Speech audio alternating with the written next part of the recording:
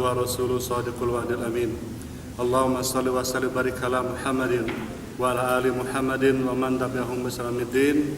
Amma ba'd, fa ya ibadallah, usikum wa nafsi bi taqwallah, ittaqullaha haqqa tuqatih wa la tamutunna illa wa antum muslimun. Ittaqullaha fa inna khairaz zadi taqwa. Ma'asyiral muslimin rahimakumullah, wabil khusus tuan pengerusi yang dimuliakan Allah Subhanahu wa taala, yang saya banggakan. Syukur alhamdulillah pada hari ini atas kudrah Allah hantarkan saya ke tempat ini. Sebenarnya tempat ini tidak asing buat saya, karena tahun 98 saya selalu lalu lalang antara Meru sampai Ampang Hilir. Hanya saja baru kali ini saya berada di dalam ruang ini. Saya direkomendasikan oleh Al-Muhtaram Profesor Dr. Yusuf Kamaruzaman Yusuf dari Universiti Kebangsaan Malaysia kepada Tuan Haji Zul, dan hari ini alhamdulillah Allah izinkan untuk saya bersilaturahmi, berziarah kepada tuan-tuan dan puan-puan semua yang dimuliakan Allah. Saudara-saudaraku seiman yang saya muliakan rahimakumullah, saya Waris Fakhruddin bin Basyiruddin, asal saya Lampung. Kalau tuan-tuan dulu masa-masa ini dibuat, sebenarnya saya sudah ada pada tahun 93.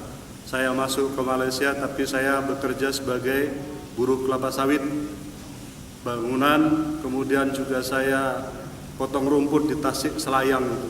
Tahun 95 saya balik, kemudian tahun 98 balik sini lagi, masih belum sempat untuk meneruskan sekolah. Alhamdulillah hari ini saya harus bekerja keras untuk bagaimana di tengah kesibukan menjadi pelayan umat, saya juga harus buat PhD saya yang sempat terbengkalai karena tahun 2009 saya sudah apply kepada Universiti Malaya di Fakulti Pengajian Islam, tapi memang akhirnya saya harus banyak bepergian ke berbagai daerah.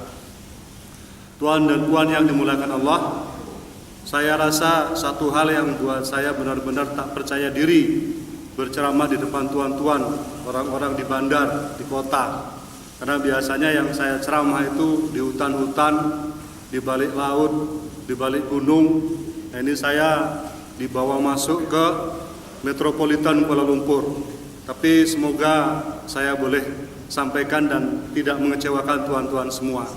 Yang saya sampaikan adalah rangkaian supaya kita menjadi seorang muslim, bukan hanya sekedar beribadah, tetapi juga mampu bergerak untuk dakwah fi sabilillah.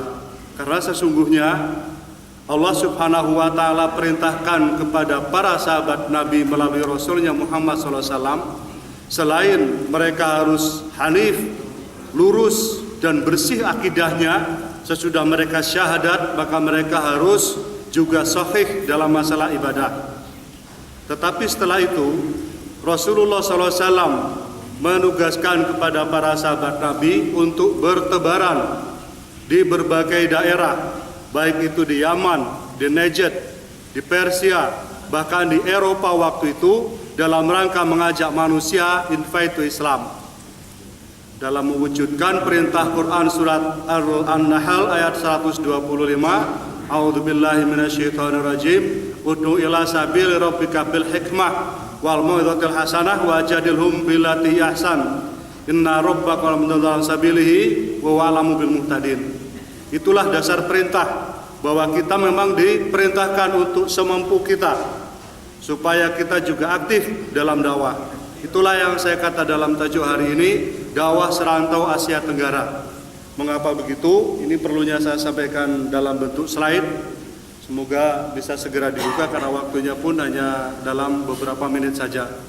Tuan-tuan yang dimuliakan Allah, saya tidak sendirian. Saya mendirikan satu lembaga namanya Yayasan Peduli Umat pada Desember 99. Jadi kami bergerak untuk bermacam-macam hal yang berkenaan dengan umat Islam. Dan tidak hanya di base kami di Temanggung, Jawa Tengah. Kalau ditanya Temanggung, Jawa Tengah di mana? Dekat Borobudur, Magelang. Kalau tuan-tuan ada pergi, mungkin melancong, itu ada direct flight Air Asia, bukan nak promosikan Air Asianya, untuk kemudahan dalam safar, langsung terbang ke Yogyakarta, itu 2 jam dari Yogyakarta ke tempat saya. Saya berada di daerah pegunungan, antara Gunung Sindoro, Gunung Sumbing, Gunung Sumowono, Gunung Merapi, dan Gunung Merbabu. Jadi itu tadi saya ceramah di depan tuan-tuan ini terasa kata orang Indonesia minder, tak percaya diri, karena saya memang orang gunung bertemu orang kota. Tapi semoga apa yang saya bisa sampaikan bermanfaat. Untuk apa saya kemari? Ini dalam rangka menyambung silaturahim dan kerjasama dalam kebajikan dan takwa. Karena sesungguhnya akan diwujudkan kerjasama yang bagus, sebagaimana kerjasama Tunku Abdurrahman Putra dengan Pak Muhammad Nasir dalam mewujudkan organisasi konferensi Islam, yang itu untuk mewujudkan pembelaan terhadap umat Islam di berbagai macam dunia. Juga sebenarnya tuan-tuan yang dimuliakan Allah, puan-puan yang mulia, umat Islam di Indonesia jadi muslim itu juga karena perjuangan dari salah satu syekh yang datang dari Terengganu, dakwah kepada orang-orang Dayak yang ada di Pontianak, Kalimantan Barat. Dulu pada masa belum terjadi perubahan politik antara suku Dayak dan Melayu, itu ibarat abang dan adik. Yang mana yang abang, mana yang adik tidak ditampakkan, tetapi itu karena begitu sejahtera, begitu kokoh persatuan, dan begitu mudah menjalin saling pengertian walaupun berbeda agama. Seiring dengan perubahan bermacam-macam isu yang disampaikan, sekarang ini orang Dayak yang masuk Islam dikata Melayu. Mengapa seperti itu? Lagi-lagi ini untuk kita jadi wawasan supaya kita jangan sampai hanya sekedar tertegun menyaksikan apa itu dakwah, sementara umat lain ada doktrin dominion mandate. Dominion mandate ini dalam arti ditugasi untuk, mohon maaf, secara vulgar, bahasa yang terbuka itu adalah mengkristenkan dunia. Saya pernah mendapati satu buku dari Keuskupan Agung Semarang dan Yogyakarta, buku program selama 5 tahun 2006 sampai 2011, itu dia kata barui dunia dengan kasih Yesus. Nah, kalau mereka yang di luar Islam sudah begitu bersungguh-sungguh, sudah begitu hebat bekerja, bahkan saya sendiri mendapat email dari Christianity.com untuk membelanjakan sebagian uang dalam rangka Muslim Convert to Yesus dengan pencetakan Bible yang akan di-drop kepada umat Islam. Maka mengapa kita sekarang umat Islam banyak tidak perhatian terhadap permasalahan dakwahnya? Tuan-tuan yang dimuliakan Allah, mungkin di negeri Tuhan tak terlalu nampak, tetapi pertarungan ini di tempat kami seperti tadi yang saya kata. Dulu antara Muslim, baik itu Dayak dan Kristen, mereka tak ada problem antara Melayu dan Dayak. Tenang, hidup damai, rukun sejahtera. Sekarang ini dengan bermacam-macam hal, pada akhirnya Dayak yang masuk Islam mereka kata itu Melayu. Kemudian saudara-saudara kadirat Allah, namanya Otto dan Gleiser pada tahun 1800-an, kalau tak silap 1870, datang dari Jerman untuk melaksanakan misi agama mereka menuju daerah Papua. Itu tak sekedar berpamitan, tetapi justru oleh kerajaan Sultan Ternate dihantar oleh hulu balang mereka sampai ke Pulau Marsinam di Manokwari. Apa yang mereka buat itu dulu sekitar 100 tahun yang lalu, belum genap 150 tahun, karena kekuatan mereka memang mendominasi atas doktrin dominion mandate mereka. Maka kota Manokwari mengikrarkan dirinya sebagai kota Injil, yang dalam kota Injil itu umat Islam tidak boleh menunjukkan atribut Islam. Contohnya tidak boleh pakai songkok atau kopiah. Yang muslimah tidak boleh pakai jilbab. Orang sini kata tudung ya, tapi insya Allah sama, hijab. Hijab, jilbab, tudung, kerudung, sami mawon, sama saja podo wae. Kemudian jangankan adzan nak bersuara, masjid pun tak boleh dibangun. Ini yang terjadi. Dulu antara orang Hindu Bali dengan orang Muslim akur, tenang. Akur itu maknanya tidak ada perselisihan. Bahkan ketika jiran dia yang muslim belum bangun waktunya sahur, sekarang dibangunkan, Tuan waktunya nak puasa, silakan sahur.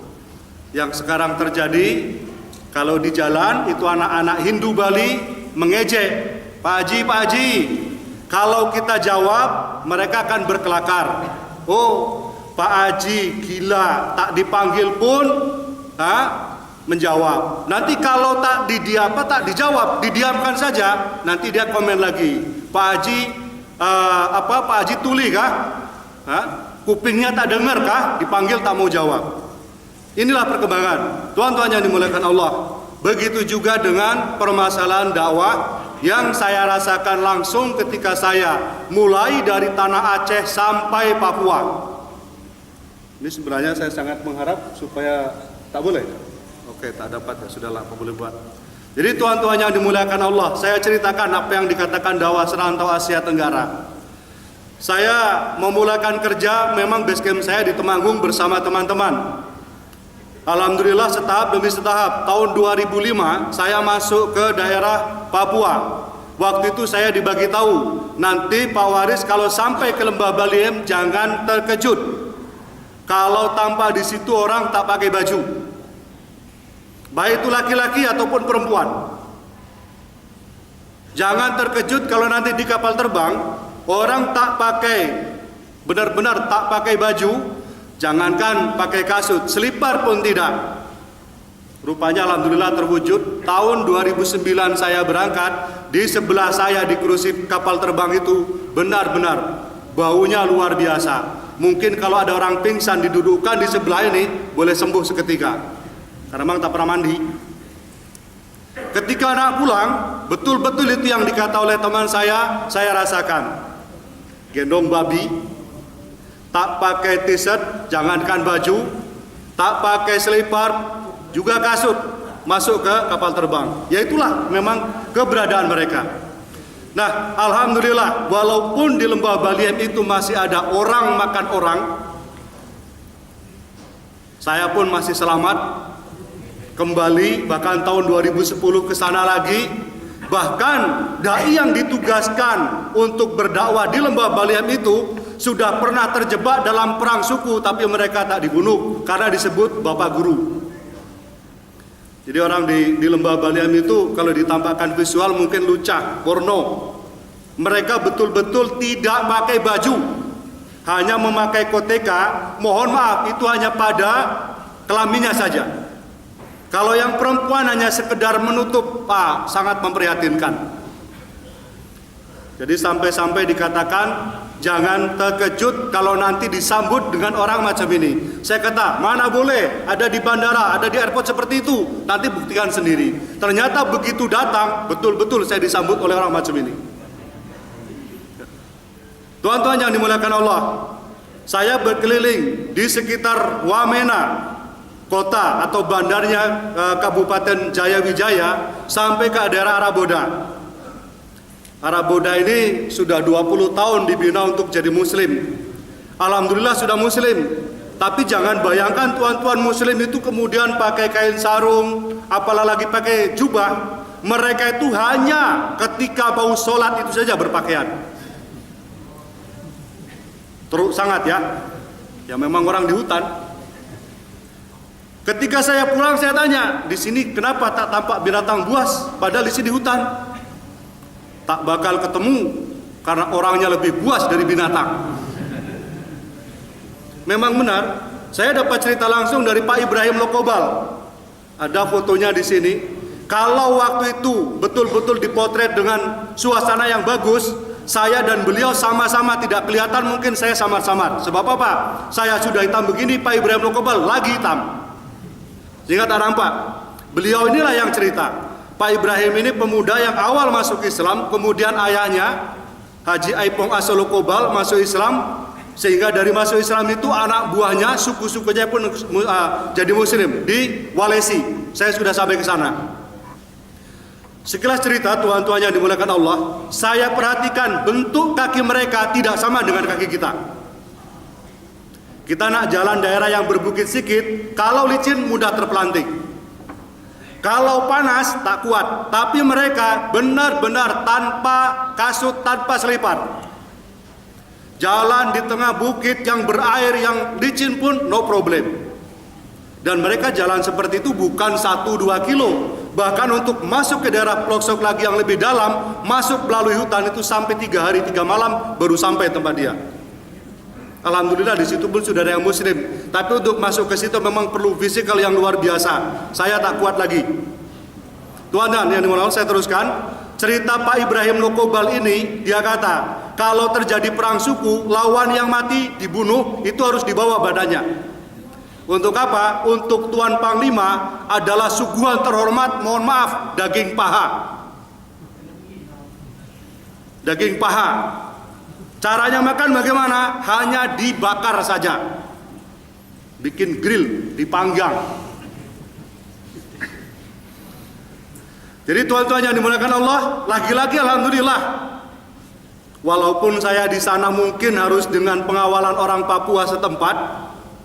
Ini orang Papua berbeza. Kalau daerah pantai mereka sudah sikapnya lebih lunak, lebih santun.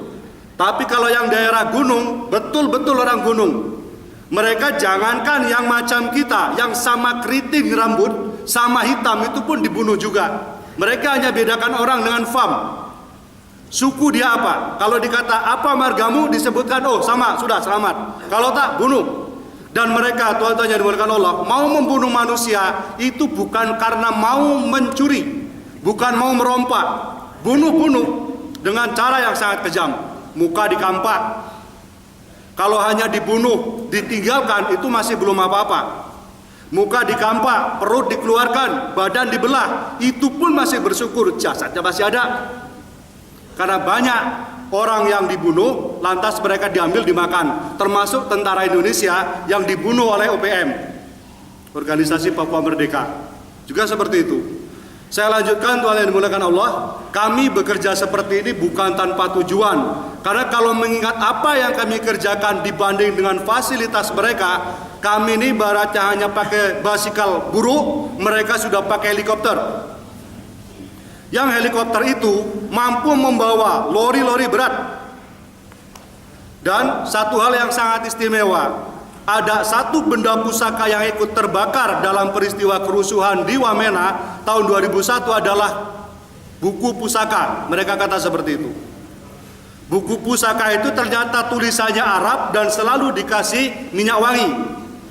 Itu kalau mau terjadi perang suku, untuk membaiat, ambil sumpah pasukan, itu semua harus cium buku itu. Dan di satu tempat 20 menit dari airport Sentani ada kawasan rawa yang di situ hukumnya orang yang berzina dirajam, mencuri potong tangan, diharamkan makan babi, membunuh dan dibunuh. Tuan-tuan yang dimuliakan Allah, walaupun dalam perjanjian lama itu adalah hukum mereka, tapi nyaris dalam Bible hukum itu tidak berlaku. Sehingga ada satu istilah, dakwah Islam di Papua sudah masuk lebih awal tetapi tidak berjalan. Sehingga hukum itu masih ada, tinggal hukumnya. Sama dengan ketika saya masuk di suku Talang Mama, daerah Riau, Indragiri Hulu. Itu mereka tahu Tuhan Allah, ya sekedar Tuhan Allah itu saja. Sholat pun tak tahu, disuruh sholat pun tak mau. Di Poso, di pegunungan, misionari datang dengan bermacam-macam apa yang mereka bawa. Mereka kata, kamu itu bodoh, Tuhan itu Allah, bukan kayak Tuhanmu. Tapi disuruh sholat tak mau. Inilah tuan-tuan yang dimuliakan Allah. Oke, saya teruskan karena masanya sudah sangat sempit.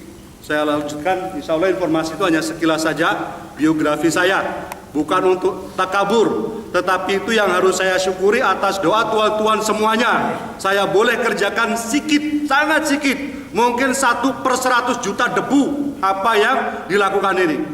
Ini pun atas doa dan support dari tuan dan puan sekalian yang dimuliakan Allah. Ini profil organisasi saya, Yayasan Peduli Umat. Jadi saya tidak mau bergerak sendirian. Mengapa? Seperti apapun kuatnya seseorang kalau bergerak sendirian, usianya tak lama. Paling 70 tahun mati, ya kalau 70 tahun. Kalau esok saya mati pun saya tak tahu.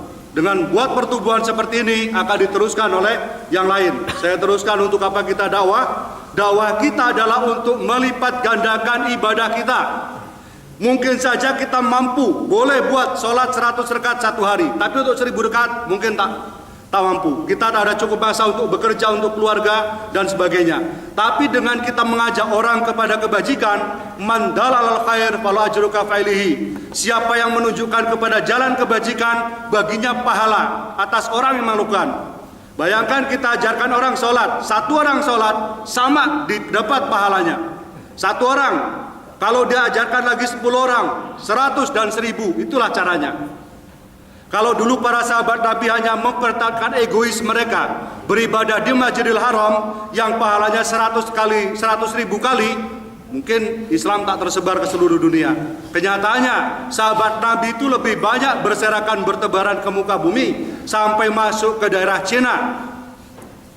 Yang ada di daerah Cina itu bukan Sa'ad bin Abi Waqqas, tapi Sa'ad bin Lubaid Al-Habsyi pula. Jadi bukan Sa'ad bin Abi Waqqas, awas jangan keliru, banyak nama Sa'ad. Sama dengan suaminya Fatimah, adiknya Umar, itu pun Sa'ad juga. Itulah yang dimaksud, sehingga para sahabat Nabi lebih memilih untuk mereka lebih aktif dakwah di luar daerah. Memang mereka harus berhadapan dengan situasi yang sangat berbeda, tetapi mereka merasa berbahagia ketika mati fisabilillah dalam rangka mengajak umat manusia kepada jalan Allah. Ada yang berperang sampai dicincang, ada yang ditombak sampai tombak itu keluar di bagian belakang. Dia kata aku beruntung. Sehingga lawan dia yang menombak bingung, ini dibunuh kok merasa beruntung, kenapa? Setelah ditanya beruntung karena tidak menghambakan diri kecuali hanya kepada Allah.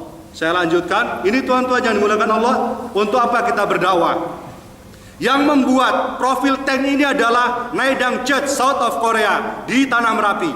Di atas itu kita sudah boleh lihat langsung, bahkan kalau orang setempat kata aman, kita boleh lihat langsung di lahar Merapi itu.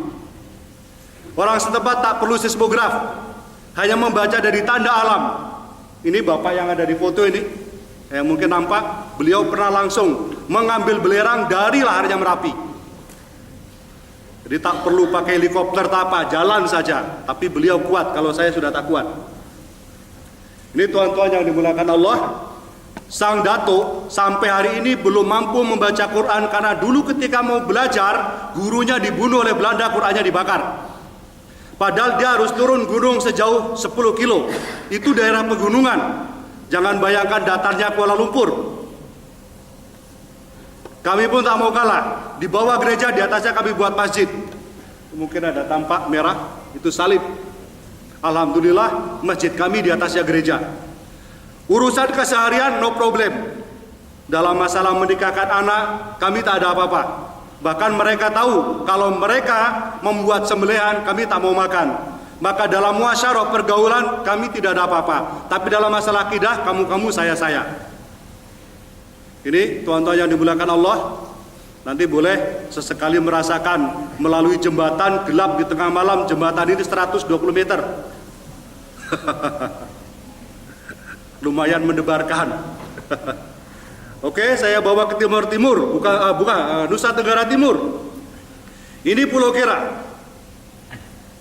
Di madrasahnya ini sudah berkali-kali diperintahkan dirobohkan karena tidak boleh dibuat bangunan permanen. Kenapa? Menurut cerita sudah dijual, nanti akan dibuat kasino, spa dan sebagainya. Kami hanya menjawab, silakan dirobohkan. Barangkali kami harus ada yang mati dulu, boleh dirobohkan itu masjid, itu madrasah. Alhamdulillah kami berkata begitu, sekarang tak lagi diusik-usik. Ini di sini kondisinya sangat teruk. Nah, silakan lihat tuan-tuan yang dimuliakan Allah, itulah rumahnya. Mereka mencari air sampai hampir 2 kilo dengan cara memikul. Bangunan yang paling bagus ya masjidnya ini. Di rumahnya macam itulah. Hanya sekedar plastik dan seterusnya.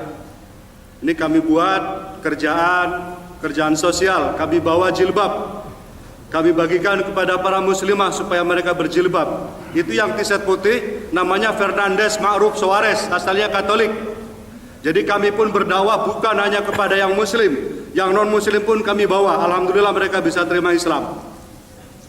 Tuan-tuan yang dimuliakan Allah, ini salah satu dari doa tuan-tuan. Mereka menanti air ini 40 tahun.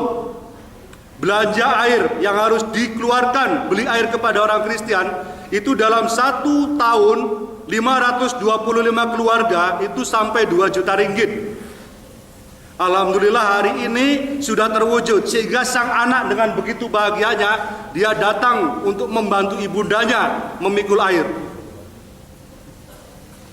Saya lanjutkan, ini ketika kami berada di dekat Bandar Betun. Ini daerah namanya Malaka.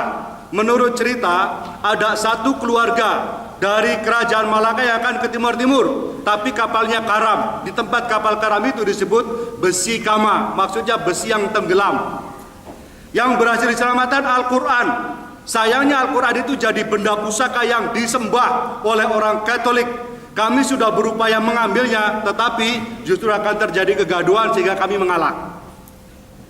Sang ibu itu kalau kami dekati tidak sama matanya, warnanya biru, karena menurut cerita ibu itu keturunan Portugis. Tapi alhamdulillah, apapun wujudnya sudah jadi muslim, dan memang di sekitar dia hanya beberapa rumah sehingga babi nampak berkeliaran. Itu tuan-tuan nampak ada di depan masjid, hitam kecil itu babi, itu belum apa-apa. Yang ini ketika saya khutbah Id, babi berjalan di depan kami. Di depan madrasah itu pun babi, yang hitam itu babi. Sesekali kalau mau ke sana, rutenya Surabaya ke Kupang 2 jam lagi. Insya Allah nanti dari Kupang ke daerah ini perjalanan hampir 10 jam baru sampai. Tak ada kapal terbang. Ya alhamdulillah, saya juga ke Timor Leste. Untuk apa? Memperisai umat kita dari sekularisme dan Syiah. Ini Ustadz Abdul Arif Sagran ini yang berada di kanan, itu juga sama dalam pertubuhan dengan saya, Asia Federation of Muslim Youth, di pejabatnya di Terengganu yang senior saya, diantaranya Profesor Kamaruzzaman. Alhamdulillah dari silaturahmi kami waktu sholat Idul Fitri sudah diantar 10 ekor lembu untuk mereka. Di Dili penggerak muslimnya juga dari Malaysia. Kalau Masjid An-Nur ini adzan, seluruh Dili dengar. Yang sudah jadi menaranya 2 dengan sound system itu 8. Gereja pun kalau bunyi untuk sembahyang tak sampai dengar jauh, lonceng dia. Tapi begitu adzan menggema, andaikan patung Cristo de Rey boleh dengar, dia turun sholat. Patung Cristo de Rey itu yang kedua di dunia. Yang pertama di Brazil, yang kedua di Timor Leste. Itu dulu dibuatkan oleh Soeharto untuk menghormati hak orang Katolik di daerah sana. Padahal bohong juga. Kata Pak Saifuddin ini namanya Saifuddin, tapi mohon maaf, jangan tersinggung. Saya kata ras, rambutnya keriting menggantung, badannya hitam. Dia anak orang Angola, tentara Portugis. Saya tanya nama aslinya siapa Pak? Saya Saifuddin. Dan istri saya dari Lamongan, sehingga saya bisa ngomong Jawa. Kata dia begitu aja. Dia cerita, sebenarnya orang Timor Leste itu hanya 30% yang beragama Katolik. Dan dari 30% itu 10%-nya orang Islam. Selebihnya orang yang tidak punya agama. Di Timor Leste, semua agama dilindungi negara.